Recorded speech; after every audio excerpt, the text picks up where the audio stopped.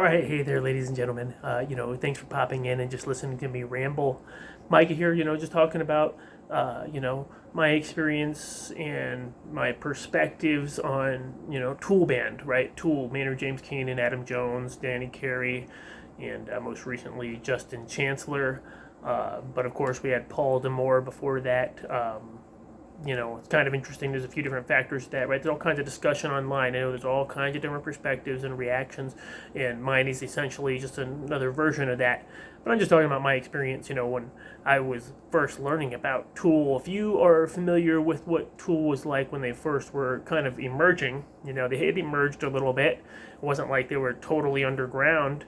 They had their first album, studio type album, Opiate and opiate, I don't know how you best pronounce it or what's acceptable, but just bear with me here. Opiate had come out and was a pretty raw type of album, right? It had things like "fuck yourself" and "if I can't say what I want to," and stuff like that. It's kind of an "fu to the system." Had that Rage Against the Machine-esque type of a slight element of that. Rage Against the Machine was definitely more on the socialist message a bit, in my opinion. They had a kind of an activist feel, right? Tool didn't really have an activist feel. They had kind of an angry, they both had an angry feel, but Tool just had more of a darker, subtly angsty type of feel, right? And the Adam Jones style,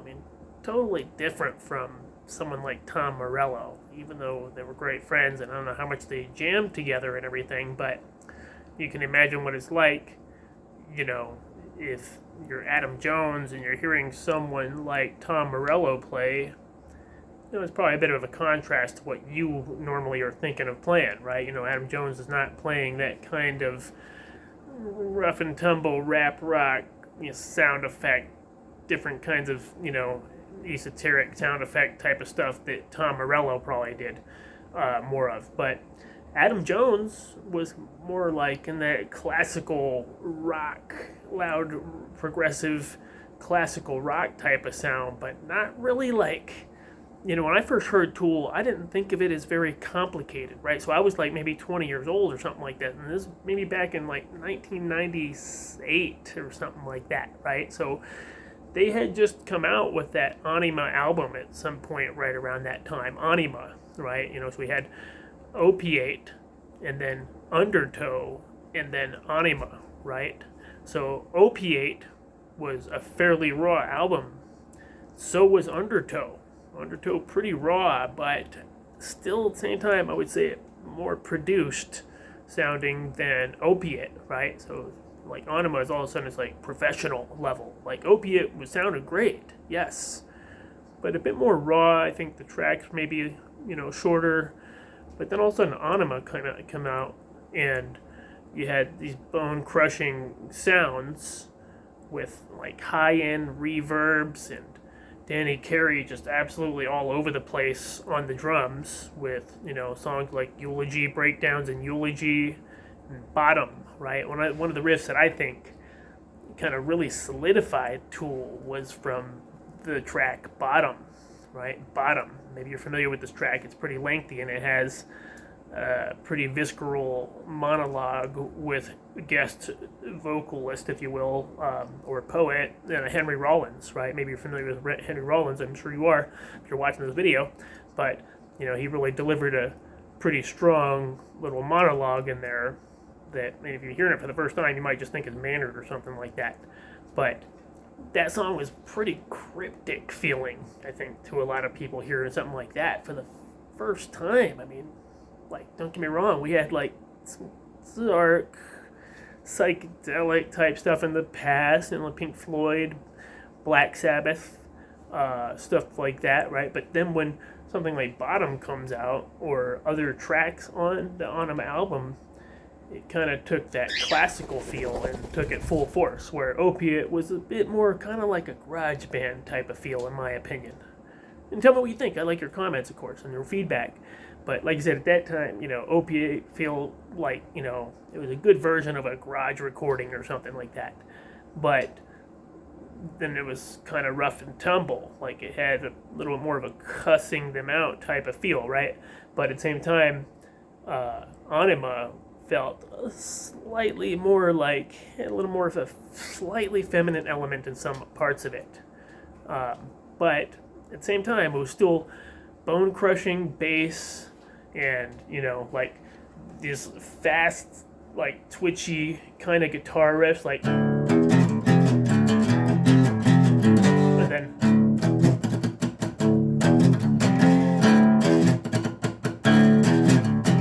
Right, stuff like that, right? And it's doing these kind of twitchy, but like for someone like me, I grew up on like listening to Joe Satriani for years before that, right? Joe Satriani, and I wasn't really like a big shred head type of guy. I wasn't like listening to all this Inge Malmsteen and so much and so forth. But I would listen to like Satriani and a bit of Vi, but my absolute favorite at that time, and still to this day in many respects, is Joe Satriani, right? Joe Satriani, in my opinion, had a combination of the shredding abilities, but he wasn't like all over the map with it all. I mean, he could go all over the fretboard, certainly, don't get me wrong. He was like, in my opinion, the absolute master of being able to capture an idea on the guitar. And not only that, but a unique theme-based solo, right? It's an instrumental music that's like, you could hear it and think, wow, I could just listen to this even if I'm not a guitarist in many cases. And maybe some people agree. I'm sure many people won't, because most people, I think, like to hear vocals and a sense of vocals in their music, which I think is what gives someone like Tool, the band Tool, a big edge, because their music stands, like the instrumental parts of their music can stand on its own, if you will, in many cases, right? It's not like the vocals are necessary to make it intriguing, interesting sounds, stuff like that, But anyway, I'm just giving you maybe an example, but those darker sounds that maybe many of them might assume, like, might think of them as a metal band. And I get it, they do have that heavy metal sound, but it's more artsy coming from the perspective of more of a poet type of lyricist in Maynard. He was coming from talking about Joni Mitchell and stuff like that. He's listening to very enticing. He's not just listening to thrash metal and all that stuff, right? And Adam Jones, I don't know exactly what his most influences are, but he's probably listening to some more underground, not so well mainstream, like he's not listening to Poison or Rat or something like that, or maybe, not even necessarily a lot of Metallica. I don't claim to know exactly, but I'm just giving my perspective. He's more like, probably maybe studying some classical music, plays some cello, stuff like that, right? And then all of a sudden he's getting the guitar, a Gibson type of guitar, and dropping down the tuning, and it's a dark, heavy, sound, and he's adding in that classical influence in the mindset, the artsy mindset that he had previous to that. Like, he's creating artistic type of stuff. He's not like a thrash core shredder type of guitarist. He's not going to come in there and play a whole ton of chords. He's going to play like a couple of riffs and then do some embellishments with it, and he's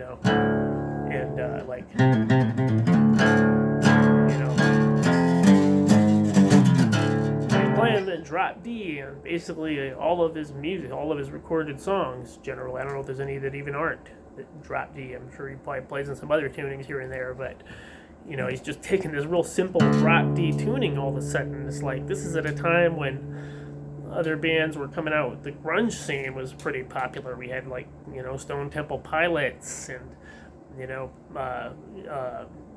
who else? I'm trying to think of the other ones. Of course, you have Pearl Jam and Nirvana and all that stuff. At the time, I wasn't necessarily as keen on, Nirvana. I just didn't catch me. I mean, like, they didn't have any catchy songs at all. It just wasn't like my thing. All right, Pearl Jam, I could hear them on the radio, stuff like that. I just didn't really think anything special about them really until later years. I got more into Pearl Jam, seeing the vocal kind of abilities of, Eddie Vedder. I mean, I get it. Like, a lot of people see him as having a huge ego and all that stuff. I mean, that's the way all these musicians, we see them all that. Again, I'm not going to hear and judge that, right? The fact is he did have a very successful band, right? It still does. Pearl Jam, right? Mike McCready and all those guys. Stone Gossard, right? So even though a lot of those individual musicians in that band didn't necessarily seem like any one was like a superstar, but together Pearl Jam had a full package, if you will. It was kind of rough and tumble, but Eddie Vedder knew how to capture the scene of grunge at that time, right? Grunge was a big deal then, and we just kind of come out of a phase of a bit of hair metal and stuff like that. People, there's Metallica, Slayer, and Judas Priest, stuff like that. I think a lot of people were craving something a little bit more artsy, not necessarily artsy, but just progressive, right? The progressive, in a sense, if you will. They wanted something that was a little pared down from some of the, you had Eddie Van Halen out there. He was a great guitarist. The band certainly had a lot of hits, right? Van Halen. But people were craving something a little bit more on the artsy side, in my opinion. That progressive artsy side that Van Halen wasn't really quite that. He's not really like that at all, in my opinion. You know what I'm saying? Stuff that was being played on there was just kind of more straight. Coming from the previous rock era, right? So you had Ozzy Osbourne and all that stuff, and coming out of Pink Floyd. I think Pink Floyd influenced a lot of people, but at the same time, it was hard for a lot of others to capture their essence. Just like, in my opinion, Tool. There's a lot of copycats, of course, and for good reason. I mean, they're one of the best bands, in my opinion. Just about the best band, in my opinion, right? This is just my opinion. My favorite band, right? In terms of, if I hear a Tool performance, bottom line, I know it's going to sound good, right? It's very rare you're going to find any clip, I don't know if at all, of any kind of mistakes, or maybe a mistake, but it'll still sound good, right? Because Adam Jones knows what he's doing in the riffs, the instrumentals. Justin Chancellor's right there with them on every bass riff. It's just, they've got this insane cohesion, right? And each one of the musicians is top tier practiced musician. They're not just hanging out learning a few chords to master one song or something like that. They're all doing, apparently, all kinds of intricate workouts. You know what I mean? Especially Danny Carey and Justin Chancellor. And I don't know about Adam Jones. I never seen him really practice. I mean, he seems like he's a natural at it, in my opinion, in a sense that he's not necessarily even trying to do something super complicated. He's painting a big picture, right?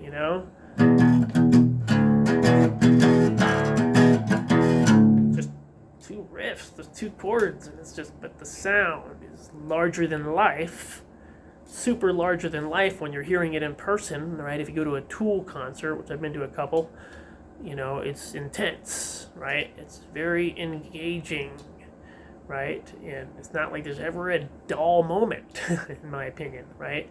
And don't get me wrong, their music's changed over the years. They've not had a ton of albums, right? Which I kind of agree with, not putting out too much junk, if you will. A lot of bands out there that in the past, they put out maybe a good couple tracks or a good album. After that, they're trying to keep up with this schedule, In a sense, Tool didn't totally do that, so I give them respect for some elements of that, but, they had legal problems, so it's not like they had total control. So it's not like they necessarily had an easy choice, maybe, right? I don't claim to know. If you have some feedback, feel free to drop some comments on it and your input, and let me know how you learned about Tool, right? Like I said, when I first learned about Tool, I was playing all this Satriani stuff, right? And I was learning all these little, just whatever riffs that Satriani was playing, which in my opinion were the best guitar out there, right? So I was really just playing a lot of that stuff, and I would listen to Satriani as a kid, as a teenager, 13, 16 years old. I would listen to Satriani all day, every day. It was the only thing I would listen to. I don't know, I'd listen to a little Steve Vai, and I just grew up and I listened to some classic rock, and it wasn't I liked Pink Floyd, Led Zeppelin, stuff like that, right? The Pretenders, right? I'd listen to some Fleetwood Mac or something some folk. It wasn't I'm all heavy into rap, but listen to even some rap or hip hop, right? Same time, I didn't always agree with the message, so it wasn't like I could fit into that culturally. But I got into guitar playing, right? So guitar, like I'd play Satriani all the time. I'd be playing Satriani songs and Steve Vai songs, and if you know what that's like, you're sitting there rewinding parts and trying to learn them and all this and that because they're pretty fast, they're pretty intricate in many cases. And at the time, all we had like Guitar Magazine with some tablature and stuff like that. And I got to the point where I would just learn them by ear as best I could. So it wasn't like I was, but like I said, listening to Satriani and Vai for a long time, all of a sudden it's like there's Tool, and it wasn't like I was just listening to Satriani and Vai. By that point, I was listening to some more of STP, Alice in Chains, a little bit, stuff like that. Right, I was getting into that. You insult me in my home, you're forgiven this time. Maybe you remember Sludge Factory, and Head Creeps and all that stuff, Soundgarden, right? Of course, I was pretty big into Soundgarden at the time because, they kind of had that, a little bit of that Tool feel. They had like that Jesus Christ pose, I don't remember how to play it exactly right offhand.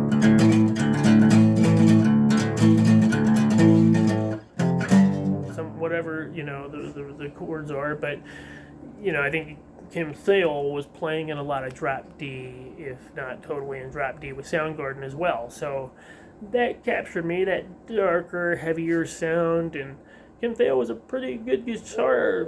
He would play riffs, he would play, solos and stuff like that were pretty unique, right? They're unique. They had a signature feel to them. And of course, Christian Cornell's his voice is unmistakable, right? So, Soundgarden was a great band in my opinion, and I wish they could have done more, like, kind of like their original stuff too, their content. That's the way I feel about Tool. It's not like I dislike their recent stuff as much, their most recent albums. 10,000 Days is a great album, with that,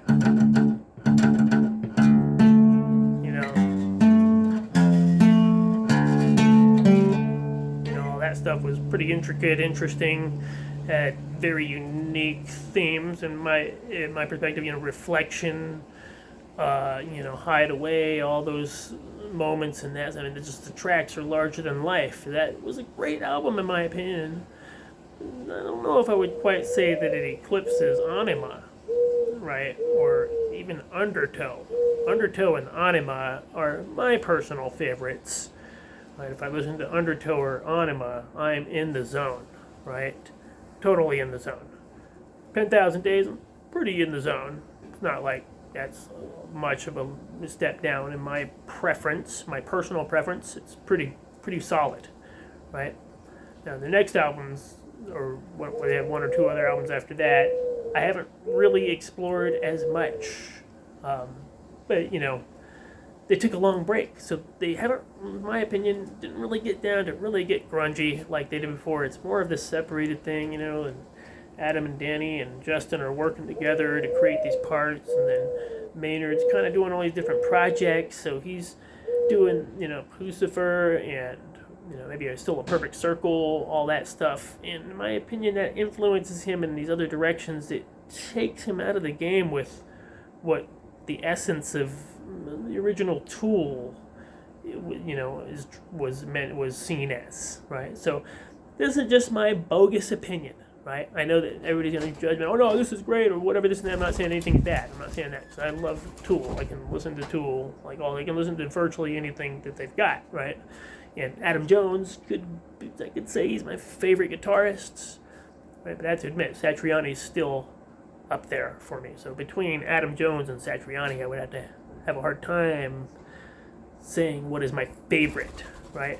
I'd probably listen to Sooo overall a bit more, but Satriani kind of overall, in my opinion, had more, maybe some more material. I'm not sure if he had more material per se, but he did have some pretty unique ability just to take the original guitar tuning and come up with these totally unique themes.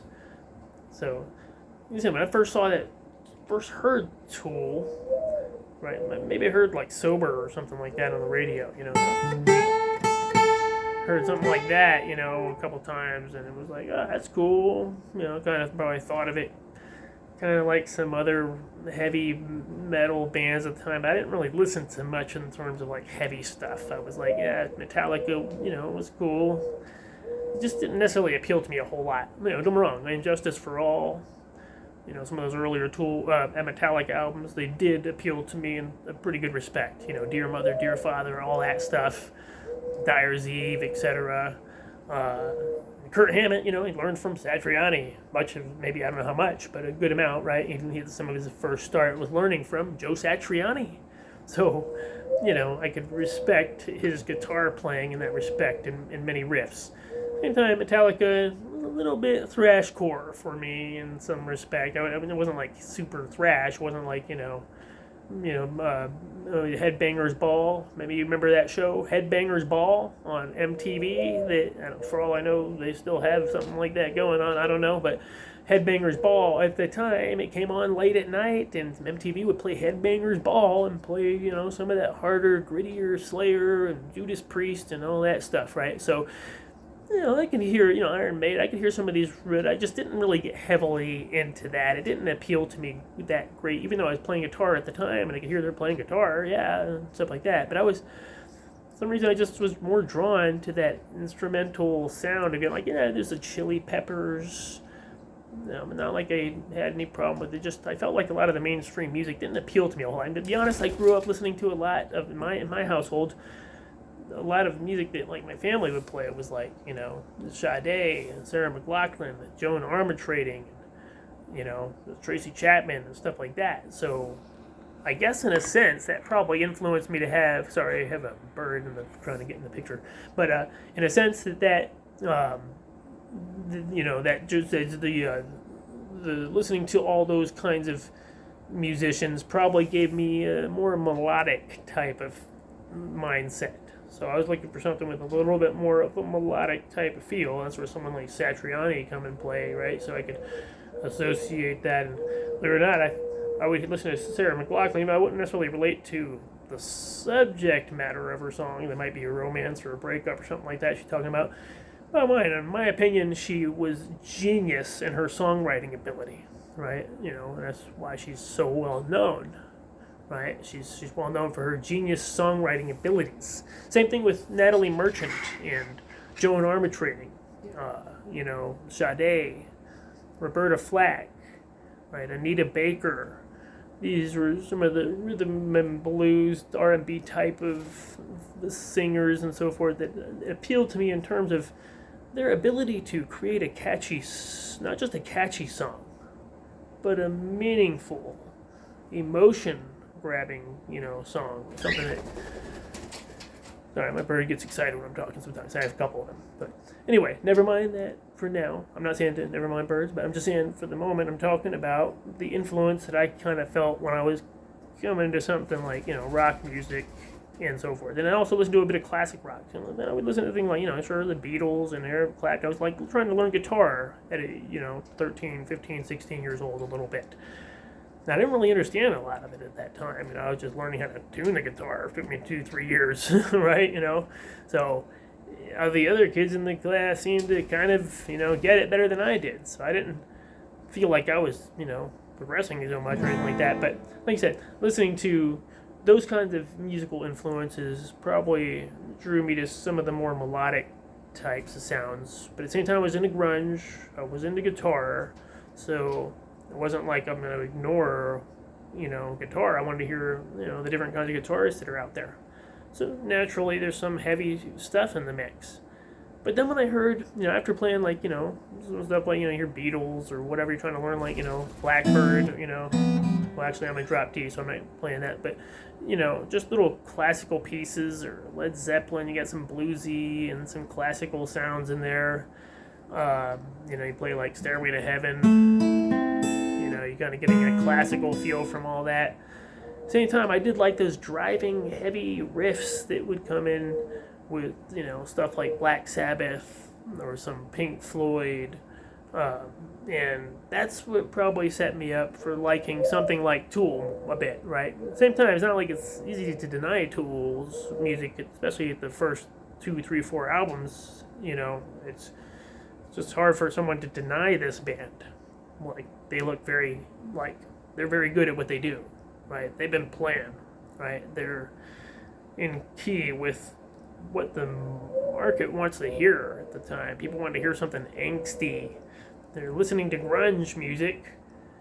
And grunge is good, like Pearl Jam, STP, Alice in Chains, all that stuff is great, but it wasn't quite as hard hitting as something that Adam Jones would come up with. Hard hitting, but not super shred, not super headbanger, but classical sounding, right? So,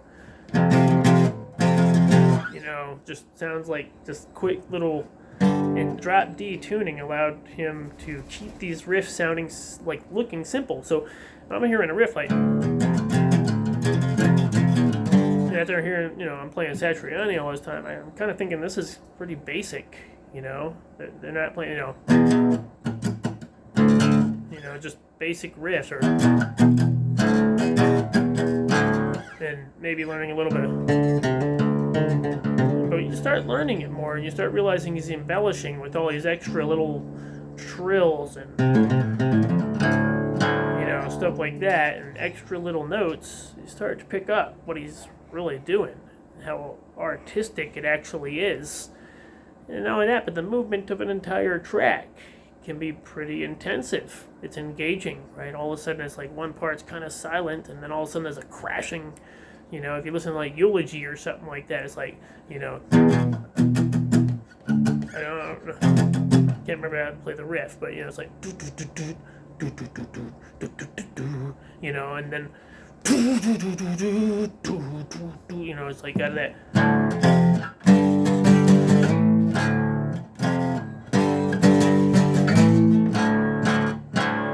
Something like that, right? And it's just kind of crashing in with a heavy guitar sound, intricate drums, not just playing the typical 4/4, 8/4, 32/4 type beats and intros and stuff like that, but the drums are like doing little extra taps, and Danny Carey's not just, it's like he's a 3-man drummer, you know what I mean? He's like doing several things at once, and he's just intense.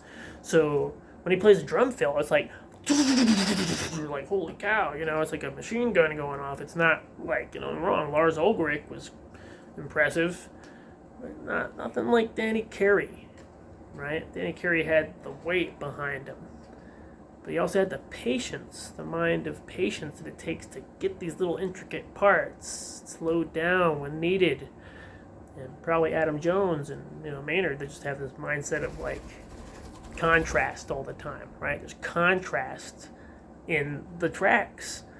So that's what I think, gives them such a huge edge over a lot of the more two-dimensional music that was out previous to that, right? Tools all of a sudden is kind of like outrageous, like they kind of got this angst, yourself and all that stuff, and I can't say what I want to, and they're kind of sounding like a garage band that's very well practiced, and Maynard's like singing like a beast, right? He's not just coming out there like, I'm wrong, you got this previous metal was like, people, they'd scream high-pitched vocals here and there, but for the most part, the music just didn't really sound very anxious or authentically anxious, but all of a sudden it's like Maynard.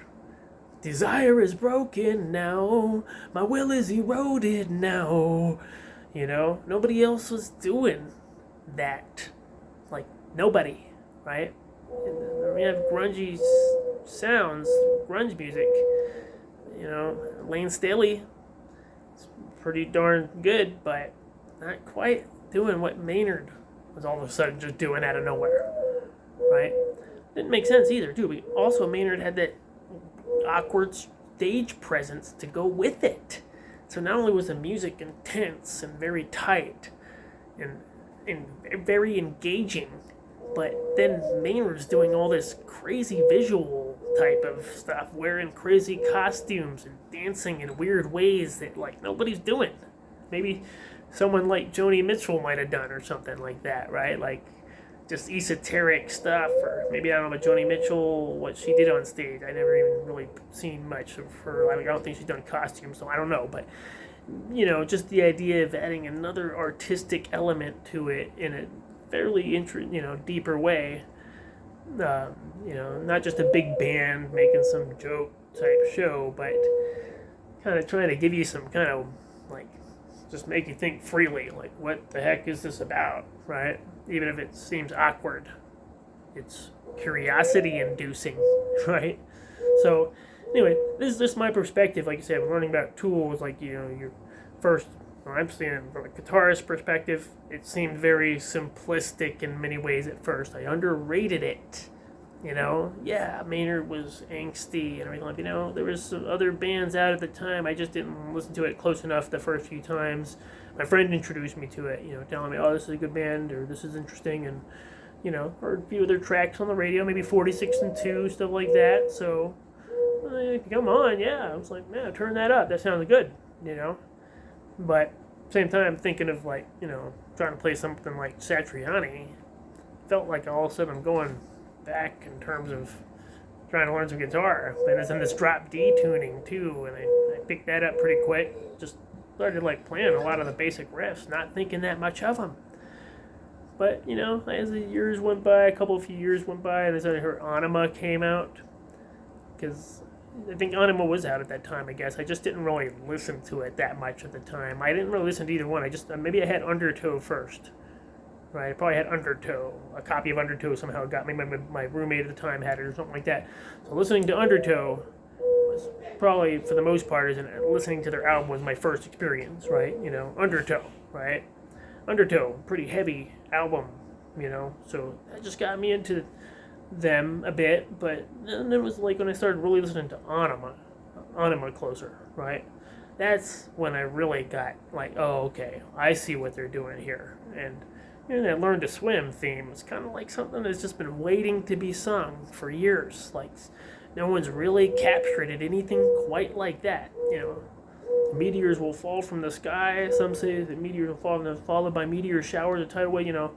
Some say a comet will fall from the sky. The lyrics are, they're familiar, but said in a way they just never heard quite before.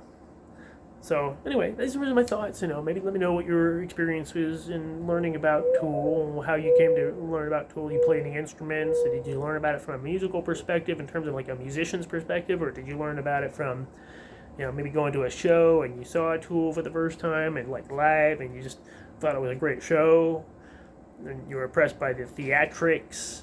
What part of Tool band might appeal to you the most? And I get there's all kinds of negativity out there. I'm not wanting to focus on that on this video much. I'm not giving hey, something doesn't work for you, that's fine. You want to leave a comment about that? Obviously, you can do whatever you want. But I am just saying, I welcome your positive feedback on what you feel appeals to you the most about Tool band and the members of Tool. What your favorite album is. Thanks for listening in. Till next time, Micah signing out.